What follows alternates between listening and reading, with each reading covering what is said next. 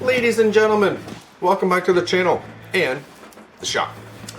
Happy Mother's Day. This is going to be coming out on Mother's Day, so happy Mother's Day to everyone that kicks ass and takes names. Yeah, so hope everyone's good there. It's kind of crappy outside, so nothing going on here. Today, more parts came in for the car.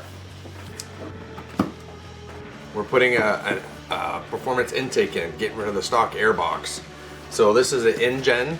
This is for my 13 and 14 2 liters Genesis, and I've went ahead. So some of the parts. So you got your filter, which I'm sure at some point, if you really wanted to, you could upgrade to a K&N. But this seems like it's a pretty decent filter. If it gets really crappy, you can just blow it out, low pressure.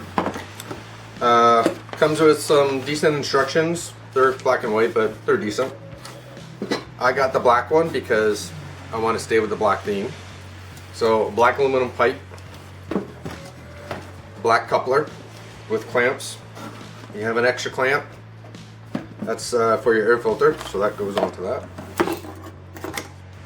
And then you have the separation box itself.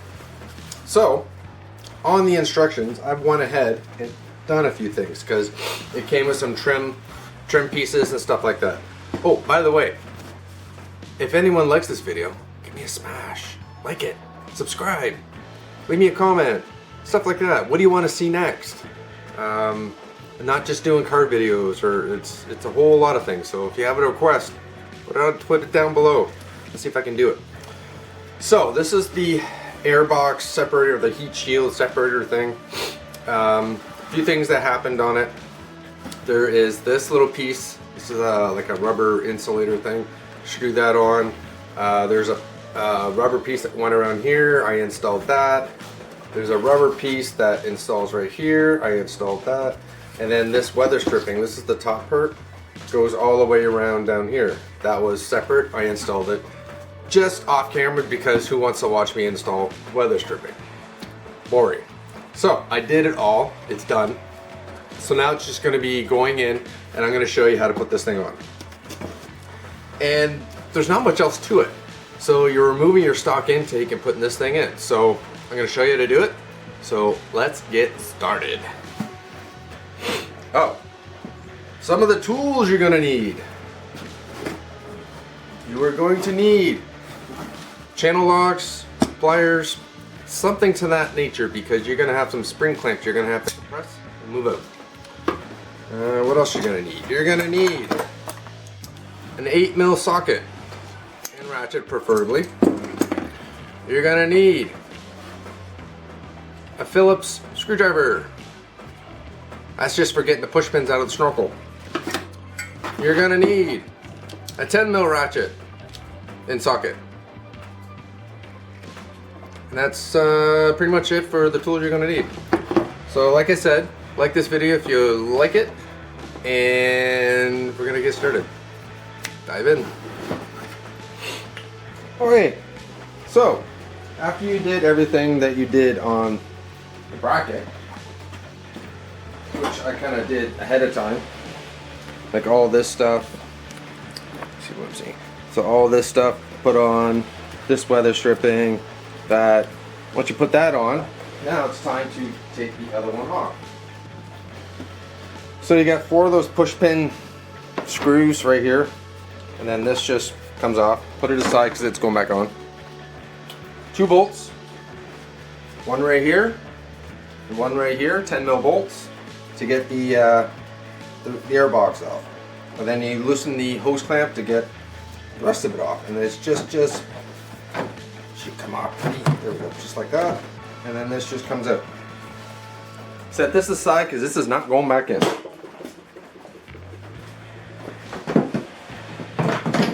Now, we got to get this bracket off.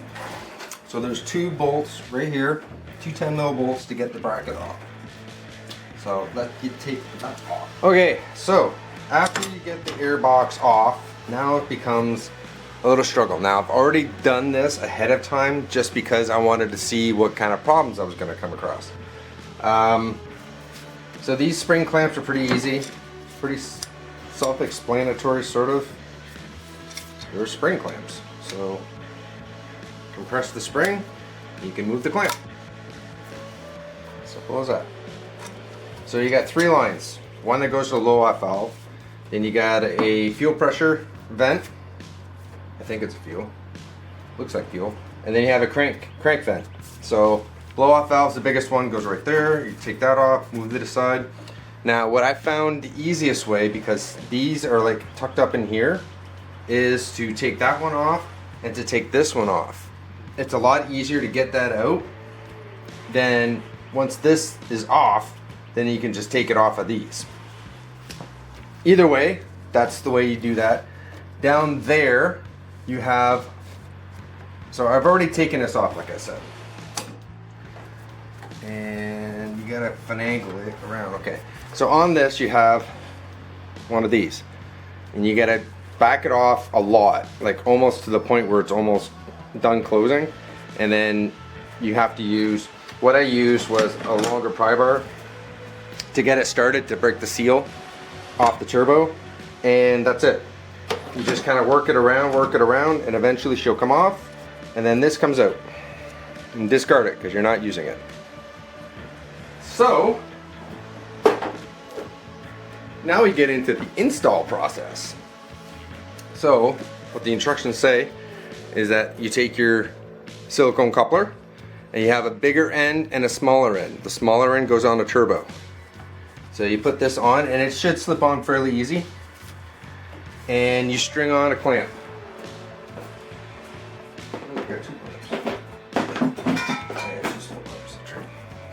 So you string on a clamp and you position it so that you can easily get at it. Because some of these don't. Let's try this again. There, there, and then you can do it like that. So all you need is an extension. Do it up. Good to go. So we'll snug it up because I'm not sure exactly the position of this silicone coupler yet. It might go up a little bit more depending on where I put the pipe. So I'm going to leave it like that for now, and we're going to work on the actual box itself. So I'm going to get that. All right, so this is how the air box goes in, just like this, with all that weather stripping. Gets somewhat sealed to the hood. Probably doesn't. Tip, put the filter in before you put this in. You'll never get it past the washer fluid thing. And there's 3 bolts that secure it. So the bracket that you took off over here, 2 right here, get the light on it. Yeah, there's 2 right there that go on. Those are the bolts you're going to reuse. And then down there, I don't know if you can see it. So down there, right there, yeah, you can see it. That's where it mounts to the frame. And unfortunately, it's not a very good seat. It just kind of threads in really quick. It doesn't really tighten up a lot. So that's kind of disappointing, but it is what it is. It's not going to go anywhere. So I'm going to put these 2 bolts on, and then we're going to play with the piping. So, okay, one correction. That bolt that I showed you down there that didn't really connect to anything, I didn't realize I had to pull this out because I dropped a bolt, so I had to go fish for it. So when I pulled this off, I saw that there's 2 holes. One threaded, one not. So use the threaded hole. Simple. But it was a pain in the butt to put in. So now we're on to pipe. So now we got this baby out, and you just want to kind of work it into the coupler and into the hole. And once you get that in, you can actually, if you wanted to, you can put the snorkel back in. So this snorkel will go back in with your push pins, and then that end of it's done. Then all you really have to do is just connect it, put your hoses or your clamps on your hoses, and connect your other hoses, and you're pretty much done. So I will show you a finished product. Okay, ladies and gentlemen, this is the final product. So a couple tips. Down here, where all this air space is going to be, I would take a vacuum and vacuum out if there's any debris, because that's just going to hit your filter and cause problems.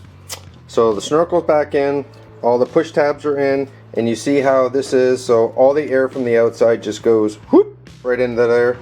It's not a restriction now, it's a bigger pipe. And it's a bigger pipe down there because the other one was a lot smaller. The only thing I did add that they didn't come with, I snugged on, and I didn't really snug it really hard, this nut. And it just prevents it from whatever. So all the pipes are back on. Everything's tight. I don't know if you can see down there. Couplers on there. Make sure when you do it that nothing goes in the turbo. And that's it. That's what she looks like. I like it. So that is pretty much it. It was a little bit of a learning curve because a few things didn't want to fit on exactly how I thought they would. I thought this would be like a half-hour job. Give yourself about an hour-ish, maybe a little bit more depending on your skill level. It's nothing hard. I would have a couple extensions for your ratchet, just because some of the bolts are pretty far down. It looks good. It's gonna function really well. It's gonna supposedly give you like up to 5 horse. I don't really care. I just wanted it to breathe better. So the next step on the car is going to be intercooler and piping. So I'm getting an intercooler that can support 500 horse. I'm not putting 500 horse in this car, but it can support it. So it has no issues if I get up into 4s. So there's gonna be that. There's gonna be hard piping, another blow off valve. There's gonna be a bunch of little stuff. And then hopefully, if this lockdown can get the hell out of here, I can put the car on the road and actually go for a drive and drive it around and all that fun stuff. So that's it. This Injen kit came off eBay. Everywhere else that I looked, they were backlogged and it was going to be like 6 to 8 weeks. So whoever I got this off, and I can't remember offhand, I'd have to go through my emails, but it was here within a week. So that was good. It's on the car, it looks good. I like the black piping, and it wasn't that hard. It was a lot of tedious stuff for you to kind of get your hand in some compromising positions, but other than that, we're good to go. So I hope you learned how to do it. It's not hard, and I hope everyone is good. Subscribe, like it. If you want, I have the strut tower brace on there, I have a battery on there, I have a bunch of all this little stuff. There's more stuff coming. I am getting into the lighting aspect. I have the fog lights out of the car right now. They're going to get baked open. I might film that depending on how hard or how easy it's going to be. So stay tuned for that. And a bunch of other little stuff. So hope you enjoyed, and I'll talk to you next time. Bye for now.